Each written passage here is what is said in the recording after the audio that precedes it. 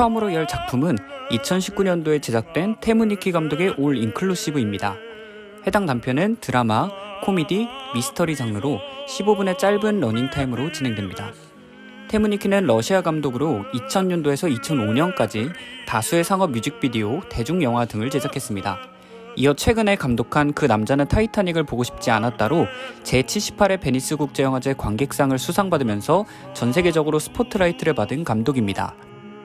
올 인클루시브는 72회 칸영화제 단편 경쟁 부문, 50회 템페레 국제단편영화제 심사위원 특별 언급, 그 외에 부천국제 판타스틱 영화제 부천 초이스 심사위원상 등을 휩쓴 화제의 단편영화입니다. 주인공 칼레르보는 오늘도 어김없이 스스로 회사 출근을 준비합니다. 그의 점심은 수제 샌드위치인데요. 하지만 그가 어느새 잠깐 한눈을 팔 때 그의 아내인 바이모가 그가 만든 샌드위치를 가져가 먹는 모습이 보입니다. 아내는 그에게 퇴근 후 상점을 들렸다 오라는 말을 툭 내뱉습니다.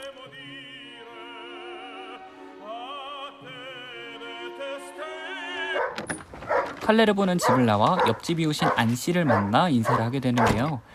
Huomenta, Kalervo. Anssi. 두 마리의 개 역시 칼레르보를 반기는 것 같습니다. No, 하지만 칼레르보는 안 씨와 개의 친절함이 괜스레 불편한 듯합니다.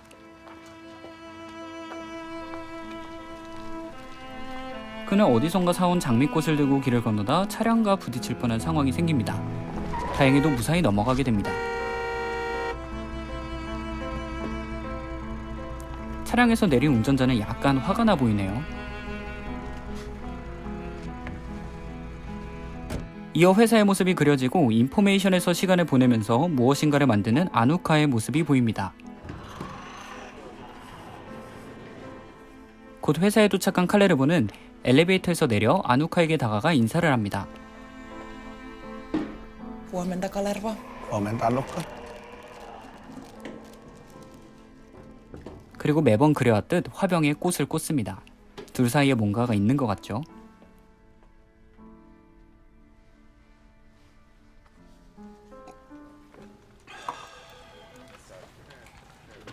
칼레르보는 업무 도중 전화를 받으려고 하지만 전화기에 본드칠이 되어 있는 상태였습니다. 상사의 장난이죠.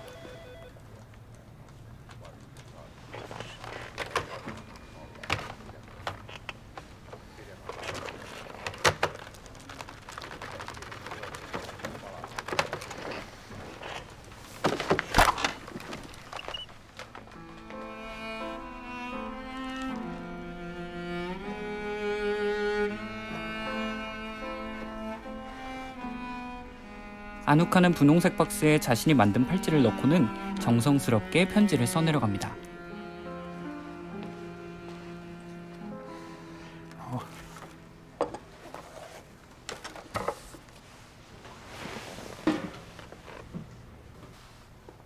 점심시간. 어색한 기류를 무마하고자 새를 따라하는 칼레르보에게 아누카는 새를 좋아하는 것 같다고 말을 건넵니다. Sä taidat pitää linnuista aika paljon. 이어 칼레르보는 본인이 싸운 도시락통을 여는데 역시나 상사의 장난으로 죽은 새가 놓여 있습니다.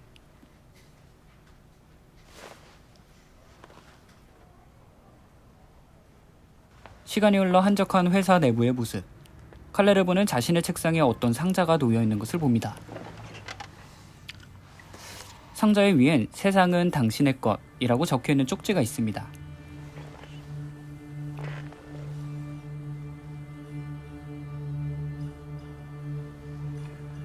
상자를 열어보는 칼레르보.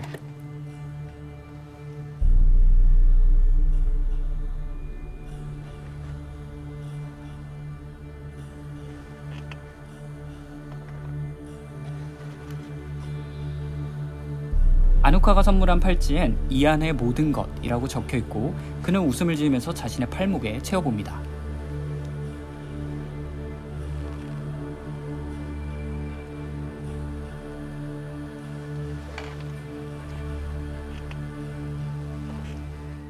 집으로 가는 길. 칼레르보는 자신의 집에서 나오는 옆집 남자 헤이. 안 씨를 마주하게 됩니다. Hei. 무엇인가 잘못됨을 직감해 당황스러워하는 칼레르보와 달리 안신을 인사를 하는 여유로움까지 보입니다. 충격을 받은 칼레르보. 이어서 당당히 씻고 나오는 아내를 마주합니다. 아내는 상점을 들리지 않았냐는 말에 이어 Jos lähet, niin ehdit vielä. 지금 가도 늦지 않는다는 뻔뻔한 말을 내뱉습니다.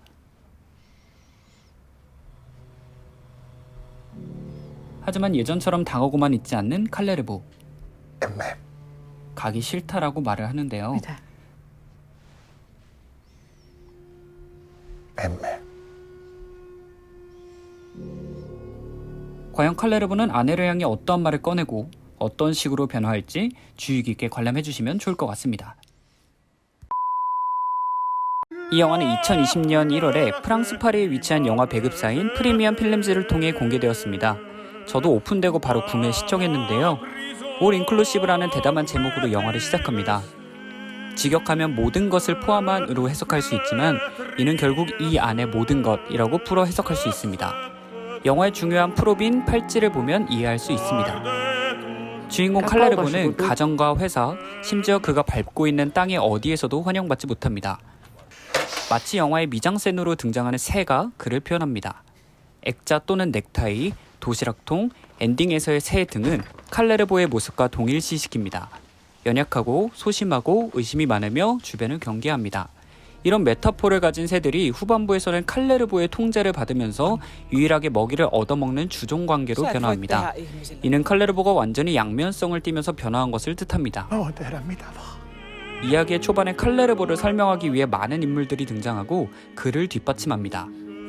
아내가 짧게 등장하는데요. 칼레르보는 자신이 남편이 아닌 심부름꾼으로 전락했다는 걸 사실상 이미 알고 있습니다. 다만 워낙 소심하기 때문에 감정을 표현하지 않는 모습입니다. 옆집 안씨는 칼레르보에게 나름 친절한 태도를 보입니다. 하지만 이 역시도 영화 후반부에서 한통 속임을 알게 됩니다. 바람을 핀 것이죠. 길을 가다가 사고가 날 뻔했을 때도 등장한 남자가 보이는데 이 남자는 잠깐 등장하기 때문에 그닥 중요한 인물은 아닌 것처럼 보입니다. 하지만 후반부에서야 잠깐 지나쳤던 그도 칼레르보에게는 앞서 큰 상처를 준 사람으로 등장합니다. 이 연출은 칼레르보의 소심함과 마음의 상처를 겉으로 보여주는 명백한 연출입니다. 관객은 운전자에게 관심이 없지만 칼레르보는 마음에 담아놨다는 것이죠. 회사에서도 그를 괴롭히는 상사가 보이는데 괴롭히는 이유는 없습니다. 여기서 알 수 있는 건 괴롭힌 이유가 중요한 영화는 아니라는 이야기입니다. 각 캐릭터별로 칼레르보를 괴롭히는 다양한 이유들이 당연히 있겠지만 장르 영화이기 때문에 당위성이 없어도 영화를 이해하는 것에는 크게 문제가 되진 않습니다. 이렇듯 이 영화는 캐릭터들이 등장할 때 왜 저 인물들이 저렇게 행동할까? 라는 질문을 던지기보다는 단편의 형식상 주인공의 트라우마나 관계적 결핍을 만들기 위한 소모적 캐릭터였구나 라고 생각하시면 쉬울 것 같습니다. 중반부에는 중요한 인물인 아누카가 등장하는데 이 캐릭터는 타 인물과 다르게 굉장히 중요한 역할을 합니다. 첫 번째는 칼레르보가 변화하는 당위성과 개연성을 주는 인물.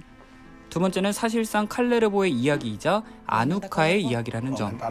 세 번째는 칼레르보는 아누카를 다루지 못하는 설정이기 때문입니다.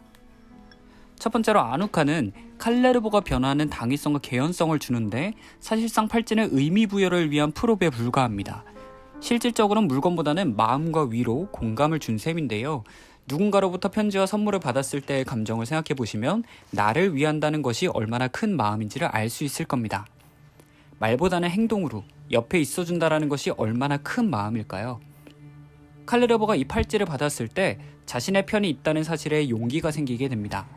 하지만 그게 복수의 형태로 변화하면서 드라마, 로맨스 장르의 스토리에서 갑작스러운 변곡을 주는데요.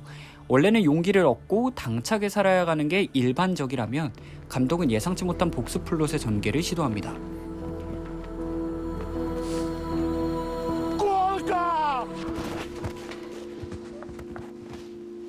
아마 아누카도 예측하지 못했을 겁니다. 그래서 어떻게 보면 팔찌는 용기를 시각화한 소품이지만 다른 시각에서 보면 저주의 물건이기도 합니다. 두 번째는 이 영화는 사실상 칼레르보의 시점으로 흘러갑니다. 카메라와 모든 영화의 전개는 칼레르보의 옆에 있습니다. 하지만 어느 순간 칼레르보가 변화하면서 카메라는 아누카 시점에서 이야기를 따라가는데요. 엘리베이터로 올라가면서 충격적인 장면이 이어지죠. 이렇듯 스토리 전개가 바뀌면서 관객들은 칼레르보의 변화를 충격적인 반전으로 받아들여야 합니다. 그러기 위해서 감독은 관객이 아누카에게 시선을 돌리는 것이 효과적이라고 생각했을 겁니다. Missä Kalervo? 관객은 아누카의 입장과 같겠죠. 그럼 아누카에겐 칼레르보의 변한 모습이 처음이기 때문에 관객은 그녀를 같이 따라가다 보면 새로운 것을 발견하고 후회하고 놀라는 감정을 겪는 일종의 체험을 하게 됩니다. 마지막에 도달하면 모든 관객이 아누카와 같이 그를 설득하고 싶고 그를 걱정스럽게 바라보면서도 충격받는 위치에 서 있게 되는데요. 이렇게 감독은 스토리와 캐릭터 그리고 몰입도를 연출하는 방식이 굉장히 영리하면서도 창의적이라는 것을 알 수 있습니다. 세 번째, 칼레르보는 아누카를 다루지 못합니다. 마지막 키스를 하라는 명령 뒤에서도 결국 아누카는 끝까지 그의 명령을 듣지 않을 것 같습니다. 또는 키스를 하곤 다른 방식으로 엔딩을 취할 수도 있겠죠. 물론 제 생각입니다. 칼레르보는 아내, 안씨, 운전자, 상사 등 여러 인물들을 아까 말씀드린 대로 소모적, 도구 취급을 해버립니다. 반면에 아누카는 자유롭게 움직이면서 유일하게 칼레르보에게 말을 건네는 사람입니다. Mä voin tehdä mitä. 아누카는 변하지 않고 끝까지 손을 내미는 선한 모습을 보이는데요. 이는 스토리의 긴장감을 해소하고 영화의 호흡을 풀어주는 느낌을 들게 합니다. 그러다 마지막 엔딩이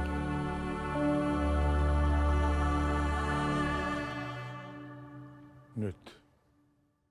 키스의 지금 당장이라는 말로 극도로 점프되면서 영화의 큰 훅으로 다가오게 합니다. 이처럼 인물들을 자유자재로 배경과 도구로 활용하면서 반전을 이끄는 감독의 연출 능력과 방식이 굉장히 멋졌고 독특한 것 같았습니다. 공부하면서 굉장히 부럽기도 했습니다. 영화를 크게 보면 사회의 따돌림을 이야기하기도 하지만 결국 사회의 개인이 성장하는 이야기를 다룬다 생각합니다. 저는 칼레르보가 특별하지 않고 우리 사회 어딘가에 위치한 평범한 사람일 것 같다는 생각을 합니다. 그게 나일 수도 내 지인일 수도 있는 사람이죠. 우린 단지 귀를 기울이며 옆에 있어주고 조금 더 나은 세상과 사람을 기대하면서 차근차근 아름다운 세상을 만들어 나갔으면 좋겠습니다. 그럼 구독과 좋아요 부탁드리면서 2화에서 만날게요.